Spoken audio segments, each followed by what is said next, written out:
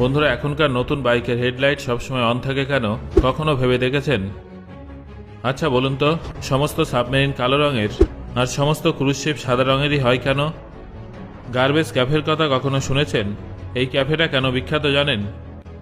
বন্ধুরা, এই ধরনের ইন্টারেস্টিং ফ্যাক্ট সম্পর্কে জানার জন্য ভিডিওটা অবশ্যই শেষ পর্যন্ত দেখুন। তাহলে চলুন শুরু করা যাক।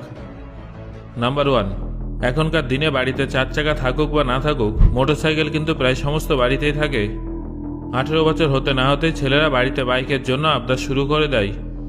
পেট্রোল ভরার জন্য পকেটে টাকা থাকুক বা না থাকুক, বাইকে চেপে হিরো ভাবতে কার না ভালো লাগে বলুন তো? কিন্তু বাইক প্রেমীরা কি এটা খেয়াল করেছেন যে এখন রাতের মতো দিনের বেলাতেও বাইক এবং স্কুটারের হেডলাইট জ্বলতে থাকে?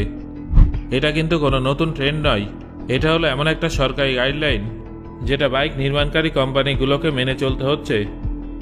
বাইকে সবসময় অন থাকা হেডলাইটের এই ফিচারটাকে এইচও বলা হয়, যার মানে হলো auto headlight on system. HO engine start হওয়া মাত্রই শুরু হয়ে যায়, তারপর দিন হোক বা রাত হোক ইঞ্জিন অফ করা না পর্যন্ত বাইকের হেডলাইট জ্বলতে থাকে। আসলে এই ধরনের বাইকে হেডলাইট অফ করার সুইচই থাকে না। এবার আপনারা অনেক হয়তো ভাবছেন যে সরকারের তরফে এমন অদ্ভুত গাইডলাইন কেন দেয়া হলো? এর উত্তর হলো সড়ক দুর্ঘটনা।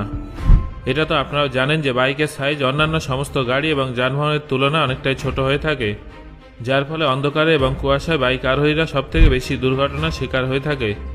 যার সাহায্যে সামনে থেকে আসা গাড়ি বাইকটাকে দেখতে না পেলেও হেডলাইট অন দেখে এটা বুঝে যাবেন যে কোনো যানবাহন আসছে। এর ফলে বাইক দুর্ঘটনা অনেকটাই কম হবে।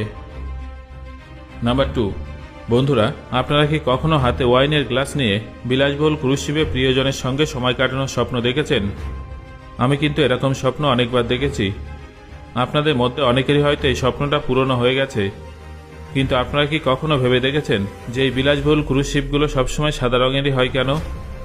আর সমুদ্রে এই বড় বড় সাবমেরিনগুলো সবসময় কালো রঙেরই হয় কেন? বন্ধুরা, এর পেছনে কিন্তু নির্মাণকারী কোম্পানিগুলোর কোনো প্ল্যানিং নেই, বরং বেসিক কমন সেন্স আছে। আসলে সমুদ্রে দিনের বেলায় তাপমাত্রা সবসময় অনেকটাই বেশি থাকে, যার ফলে ক্রুজ শিপ গরম হয়ে যায়। কিন্তু যেহেতু সাদা রং সূর্য রশ্মিকে সব থেকে বেশি প্রতিফলিত করে, তাই সমস্ত ক্রুজ শিপকে সাদা রঙের করা হয়, যাতে ক্রুজ শিপ বেশি গরম না হয় আর এর কুলিংয়ের জন্য হওয়া খরচ কিছুটা কমানো যায়। অন্যদিকে সাবমেরিনের কথা বললে এর কারণটা অনেকটাই সহজ। কালো রং সূর্য রশ্মিকে শোষণ করে এবং রেডিয়েশনকে শোষণ করে, যার ফলে সাবমেরিন জলের ভিতরে সাউন্ড ওয়েভ এবং রেডিয়েশনকে সহজেই শোষণ করে নেয়। যেহেতু বেশিরভাগ সাবমেরিন দেশের সুরক্ষা এবং গোয়েন্দাগিরির জন্য ব্যবহার করা হয়, তাই সাবমেরিনগুলো কালো রঙের হওয়ার কারণে খুব সহজেই জলের গভীরে লুকিয়ে যেতে পারে। নাম্বার 3, সবথেকে দ্রুত গতিতে দৌড়ানোর বিশ্ব রেকর্ড করা উইসেন বোল্টের সম্পর্কে তো আপনারা নিশ্চয়ই শুনেছেন। তার গতির সঙ্গে ট্রেনের স্পিডের তুলনা